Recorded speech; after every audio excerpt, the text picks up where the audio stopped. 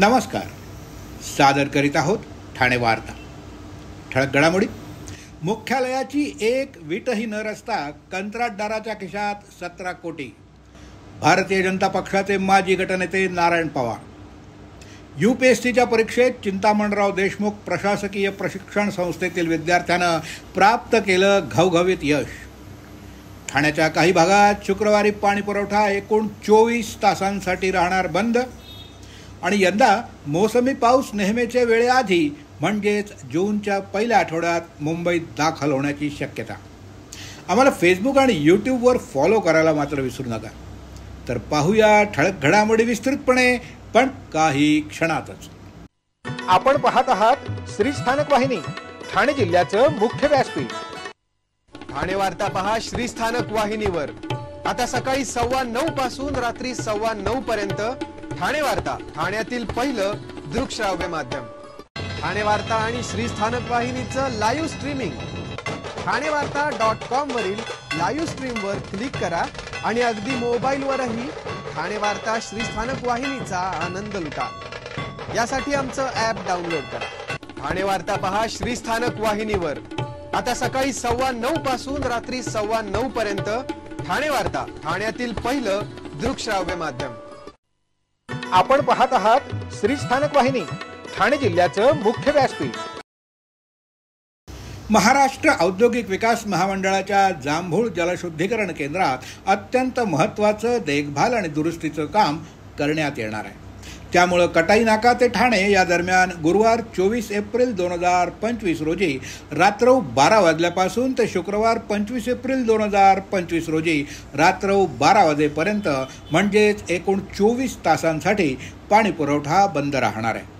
परिणामी ठाणे महानगरपालिका क्षेत्रात दिवा, मुंब्रा प्रभाग क्रमांक 26 आणि 31चा काही भाग वगळून आणि कळवा प्रभाग समितीतील सर्व भागांमध्ये, वागळे प्रभाग समितीमधील रुपादेवी पाडा, किसननगर नंबर 2, नेहरू नगर तसंच माजिवडा, मानपाडा प्रभाग समिती अंतर्गत कोलशेत, खालचा गाव इथला पाणी पुरवठा 24 तासांसाठी संपूर्णपणे बंद राहील.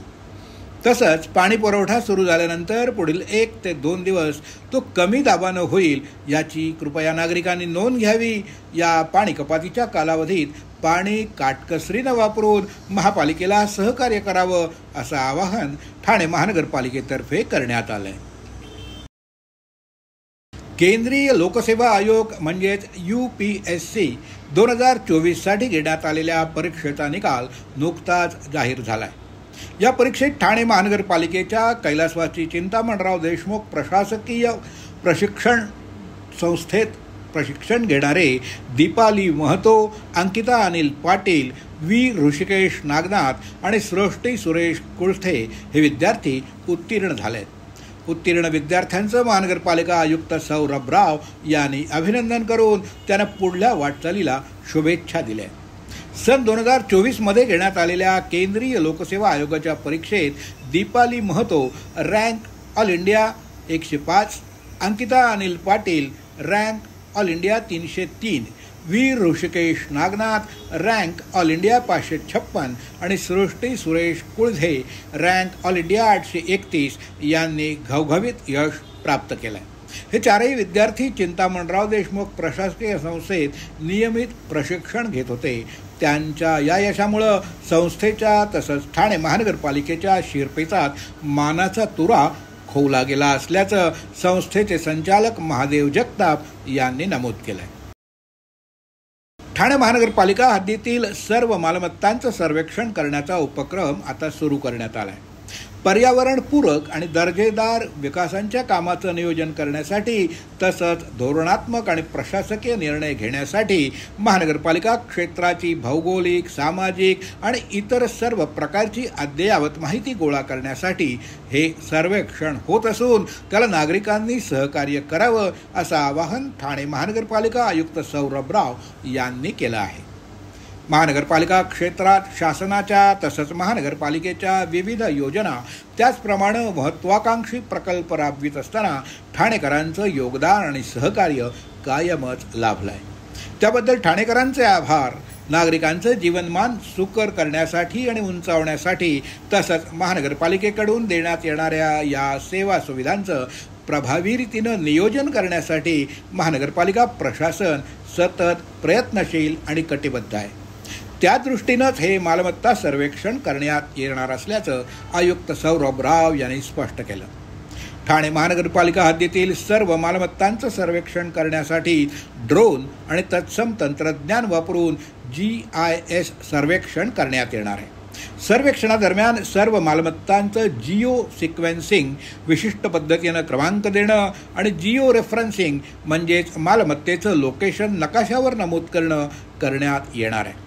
सर्व मालमत्तांचं अंतर्गत मोजमाप देखील घेण्यात येणार आहे. या सर्वेक्षणामुळे ठाणे महानगरपालिका क्षेत्रातील मालमत्ता धारकांना त्यांच्या मालमत्तेच्या क्षेत्रफळाच्या अनुषंगानं मालमत्ता कराची आकारणी होत असल्याची खात्री करून घेता येईल. मालमत्तेच्या दर्शनी भागावर QR कोड असणारी पाटी बसवण्यात येणार असून त्यातूनच महानगरपालिकेकडून देण्यात येणाऱ्या सेवा सुविधांबाबत तसंच राबवण्यात येणाऱ्या योजनांची माहिती प्रणालीतून नागरिकांना उपलब्ध करून देण्यात येणार आहे. सर्वेक्षणातून प्राप्त होणाऱ्या माहितीच्या अनुषंगानं मालमत्ता कराच्या देयकावर बांधकाम परवानगी तपशील, क्षेत्रफळ, त्याचा वापर, इमारतीचा फोटो आणि मालमत्तेचा अंतर्गत नकाशा उपलब्ध होईल. मालमत्ता कराचं देयक प्रणालीच्या माध्यमातून मालमत्ता धारकांना उपलब्ध करून देण्याचा प्रशासनाचा मानस आहे. या सर्वेक्षणादरम्यान मालमत्तेची आणि नागरिकांची सुरक्षितता याला प्रथम प्राधान्य देण्यात येणार आहे. त्यामुळे या सर्वेक्षणाबाबत नागरिकांना काही शंका असल्यास किंवा काही सूचना असल्यास त्यांनी dmctax@thanecity.government.in या ईमेलवर त्या कळवाव्यात, असं आवाहन अतिरिक्त आयुक्त प्रशांत रोडे यांनी केलं आहे. कोपरी इथल्या BSUP योजनेत अपात्र ठरलेल्या लाभार्थींची हक्काच्या घरासाठी सुरू असलेली लढाई यशस्वी झाली आहे. भारतीय जनता पार्टीचे माजी ज्येष्ठ नगरसेवक भरत चव्हाण आणि भारतीय जनता युवा मोर्चाचे प्रदेश सचिव ओमकार चव्हाण यांच्या प्रयत्नांना 17 वर्षानंतर यश आलं असून घरासाठी निश्चित केलेली रक्कम महानगरपालिकेकडे 12 हप्त्यात भरण्याची मुभा त्यांना मिळाली आहे. तसंच अवघे 20,700 रुपये भरून घरांचा ताबा देण्यासाठी महानगरपालिकेनं मंजुरी देखील दिली आहे. या निर्णयानं BSUPच्या लाभार्थ्यांमध्ये आनंदोत्सव साजरा केला जात असून माजी नगरसेवक भरत चव्हाण आणि ओमकार चव्हाण यांचे आभार मानण्यात आले आहेत. केंद्र सरकारच्या JNNURM या प्रकल्पांतर्गत बाधित कुटुंबांचं शहरात ठिकठिकाणी पुनर्वसन करण्यात आलं होतं, पण कोपरीत विविध कारणांमुळं अनेक झोपडीवासियांना अपात्र ठरवण्यात आलं होतं. या झोपडीवासियांना घराचा हक्क मिळवून देण्यासाठी 2007 पासून माजी ज्येष्ठ नगरसेवक भरत चव्हाण आणि भारतीय जनता युवा मोर्चाचे प्रदेश सचिव ओमकार चव्हाण यांच्याकडून महानगरपालिकेकडे पाठपुरावा केला जात होता. तसंच विविध आंदोलनं देखील करण्यात आली. त्यानंतर 3 मार्च 2022 रोजी झालेल्या महासभेतील ठरावानुसार अपात्र लाभार्थ्यांना घरं मंजूर करण्यात आली. 22 जून 2023 रोजी लाभार्थ्यांना सदनिकांचे क्रमांक वितरित करण्यात आले. पण केंद्र सरकारच्या मार्गदर्शक तत्वानुसार लाभार्थ्यांना घर मोफत देण्यात येऊ नये ही अट ठेवण्यात आली. त्यानुसार रेडी रेकनरनुसार सदनिकेच्या बांधकाम खर्चाच्या 25% रक्कम शुल्क म्हणून आकारण्याचा निर्णय घेण्यात आला. लाभार्थ्यांमध्ये हातावर पोट भरणाऱ्या लाभार्थी कुटुंबांची संख्या अतिशय लक्षणीय होती. बहुजन समाजातील या कुटुंबांना तब्बल 2,07,000 रुपयांची रक्कम एक रकमी भरणं अशक्य होतं. त्यामुळे या प्रश्नावर पुन्हा भरत चव्हाण आणि ओंकार चव्हाण यांनी महानगरपालिकेबरोबर पाठपुरावा केला. त्यानंतर महापालिका आयुक्त सौरभ राव यांनी लाभार्थींना टप्प्याटप्प्यानं लाभार्थी हिस्सा भरण्यासाठी मंजुरी दिली. तसंच 20,700 रुपये भरून सदनिकेचा ताबा द्यावा. त्यानंतर उर्वरित रक्कम पुढील 12 महिन्यात समान हप्त्यानं भरण्याची सवलत द्यावी. 12 महिन्यांच्या समान हप्त्यात लाभार्थींना रक्कम भरता न आल्यास सदनिकेच्या मालमत्ता करामध्ये समाविष्ट करण्याचा निर्णय घेण्यात आला आहे.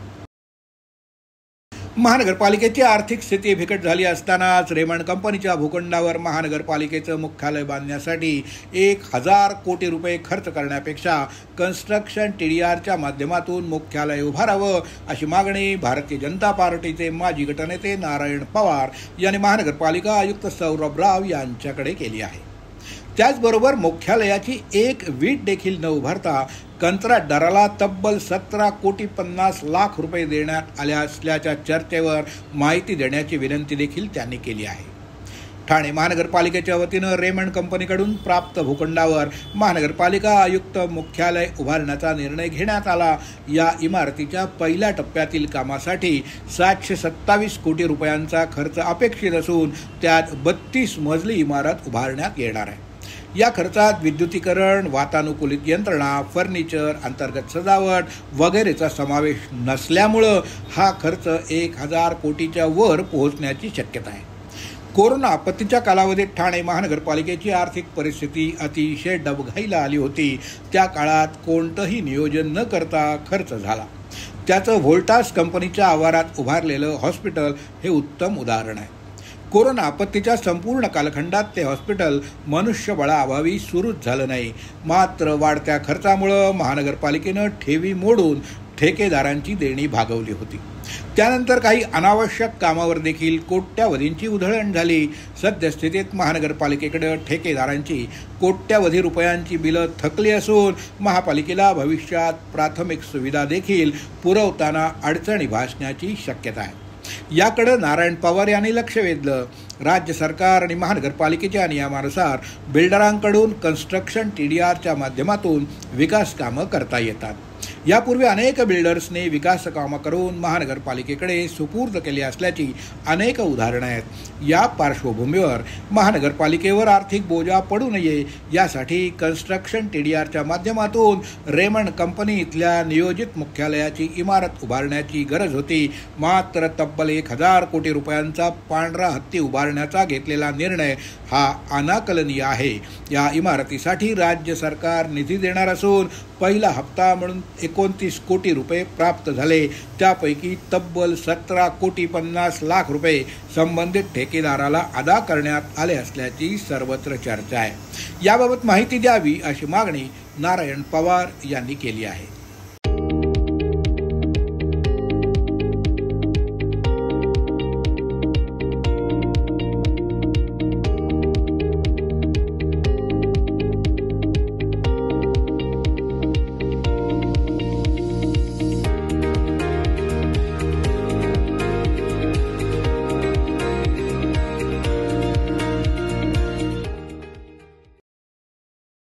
ठाणे महानगरपालिका क्षेत्राची एकूण लोकसंख्या 25 लाखाहून अधिक झाली आहे. सध्याच्या नागरीकरणाचा वेग पाहता लवकरच ठाणे शहराची लोकसंख्या 30 लाखापर्यंत पोहोचेल. पण दुर्दैवाने आपल्या महानगरपालिकेत पाण्यासाठी स्वतंत्र धरण उपलब्ध नाही. शहरात नवनवीन विकासाच्या योजना येत असून रेंटल योजनेत 4 FSI मंजूर केला गेला तर क्लस्टर योजनेमुळे शहराची लोकसंख्या बेसुमार वाढण्याची शक्यता आहे. ठाणे शहरात अरुंद रस्त्यामुळे वाहतूक कोंडी, ठिकठिकाणी साचलेला कचरा, पार्किंगसाठी अपुरी जागा असं चित्र बहुअंशी दिसत असून त्यावर मात करण्यात महानगरपालिकेला यश मात्र आलेलं नाही. त्यामुळे महानगरपालिका मुख्यालयासाठी होणारा 1,000 कोटींचा खर्च वाचवावा अशी आग्रही मागणी नारायण पवार यांनी एका पत्राद्वारे केली आहे.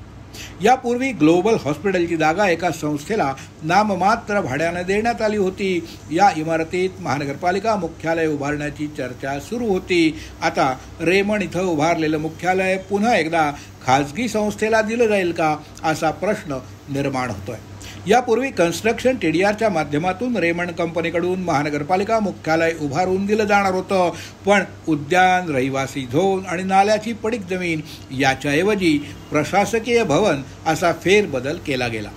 त्यामागील पार्श्वभूमी जाहीर होण्याची गरज आहे असं माजी ज्येष्ठ नगरसेवक नारायण पवार यांनी सांगितलं.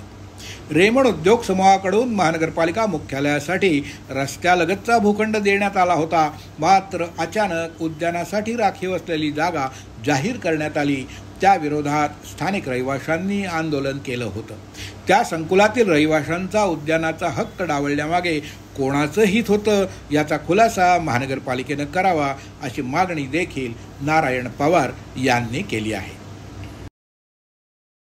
परिवहन मंत्री तथा एसटी महामंडळाचे अध्यक्ष प्रताप सरनाईक यांच्या 61 निमित्तानं त्यांच्या जीवन प्रवासावर आधारित प्रवास या कृतज्ञतादर्शक चरित्राचं प्रकाशन महाराष्ट्राचे मुख्यमंत्री देवेंद्र फडणवीस यांच्या शुभहस्ते होत असून प्रमुख अतिथी म्हणून उपमुख्यमंत्री एकनाथ शिंदे, उपमुख्यमंत्री अजित पवार हे उपस्थित राहणार आहेत, अशी माहिती निमंत्रक आणि युवासेना अध्यक्ष पूर्वेश सरनाईक यांनी दिली.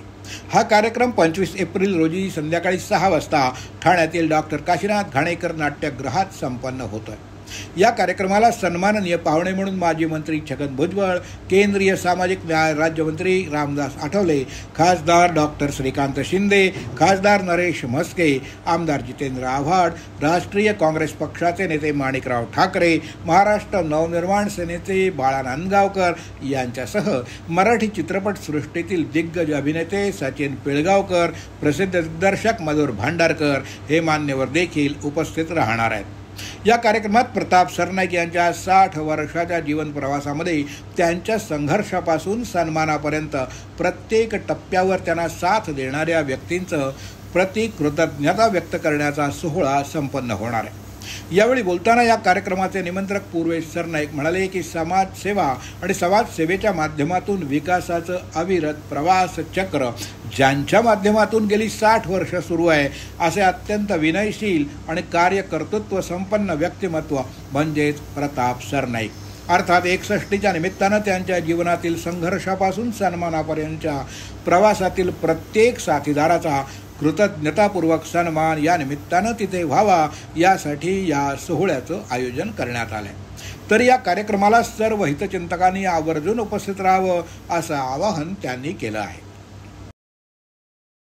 फळ विक्रेते रियाज इब्राहिम पठाण हे मार्केटच्या दिशेनं जात असताना त्यांना रस्त्यात अडवून त्यांच्याजवळील 13 लाख रुपये लुटून नेणाऱ्या आरोपींना कळवा पोलिसांनी अटक केल्याची माहिती सहाय्यक पोलीस आयुक्त प्रिया ढाकणे यांनी एका पत्रकार परिषदेत दिली.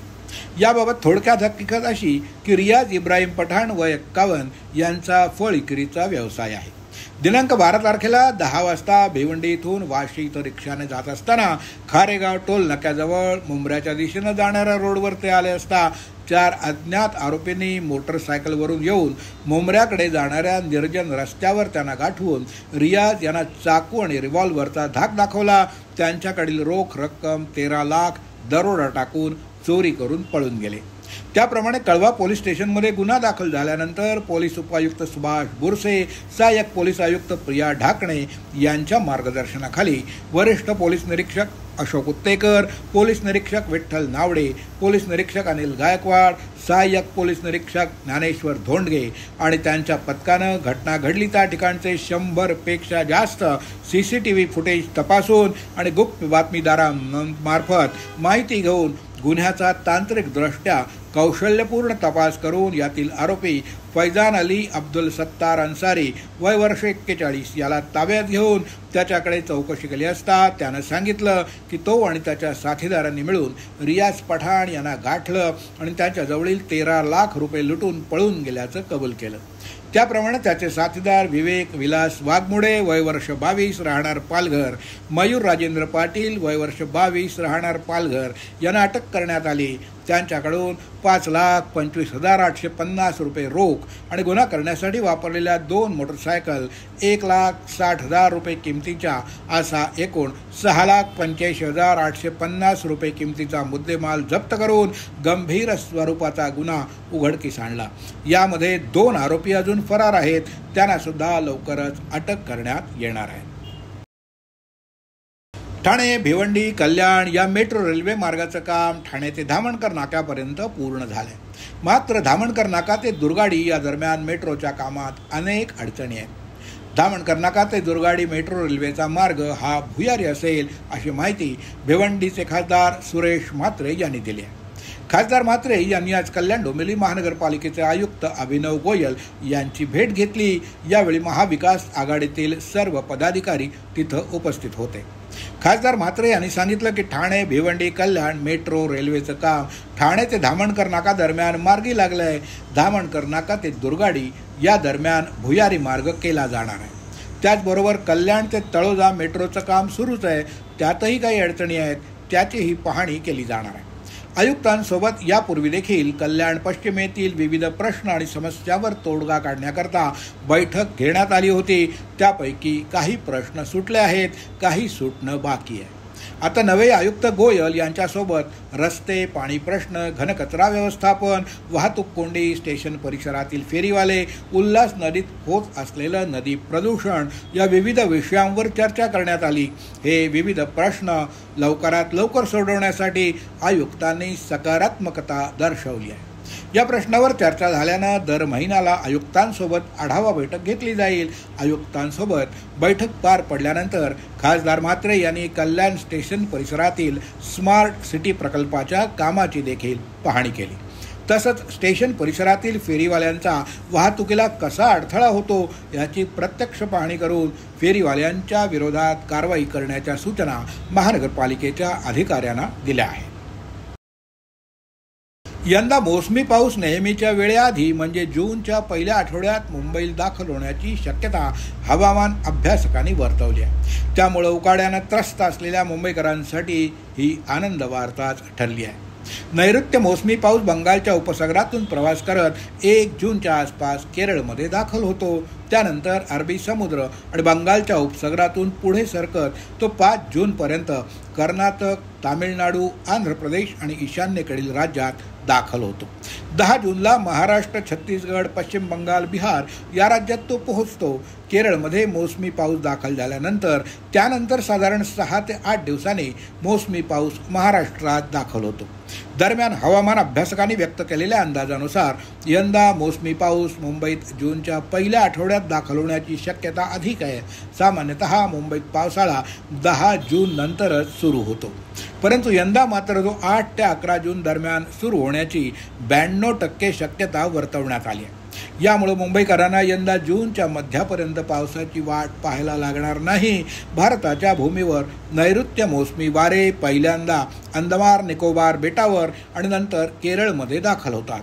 तेथून नंतर टप्प्याटप्प्यानं मोसमी पाऊस महाराष्ट्र आणि देश व्यापतो. साधारणपणे मे महिन्यापासूनच राज्यात पाऊस हजेरी लावतो, मात्र तो मोसमी पाऊस नाही. मोसमी पावसाची सुरुवात झाली किंवा मान्सून सक्रिय झाला हे वातावरण, हवामानाची विशिष्ट स्थिती याबाबतच्या संकेतांच्या आधारे जाहीर केलं जातं. गेल्या वर्षी मोसमी पाऊस मुंबईत 9 जून रोजी दाखल झाला होता, म्हणजेच नेहमीच्या वेळेपेक्षा 1 ते 2 दिवस आधी. 2023मध्ये उशिरा म्हणजेच 25 जून रोजी मोसमी पाऊस दाखल झाला होता. 2022मध्ये 11 जूनला, 2021ला 9 जूनला तर 2020मध्ये तो 14 जून रोजी पाऊस दाखल झाला होता. संपूर्ण मोसमी पावसाच्या काळात एल नॅनो सक्रिय होण्याची स्थिती नाही. हिंदी महासागरीय द्विविधीयही तटस्थ आहे. डिसेंबर ते मार्च या काळात युरोशिया आणि हिमालयात बर्फाच्छादित भाग सरासरीपेक्षा कमी राहिला.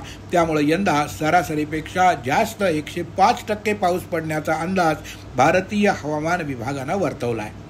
प्रशांत महासागरात सक्रिय असलेली अल ला निना स्थिती जाऊन तटस्थ स्थिती तयार झाली असून मान्सूनच्या काळात एल निनोची स्थिती तयार होणार नसल्याचं हवामान शास्त्रज्ञांच्या एका आंतरराष्ट्रीय गटानं सांगितलं आहे.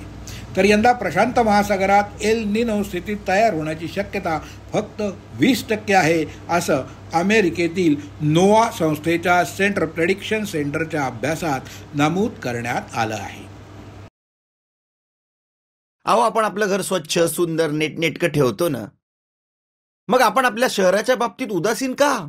आपलं शहर स्वच्छ, सुंदर आणि नेटनेटकं ठेवणं ही आपली जबाबदारी आहे, हो ना?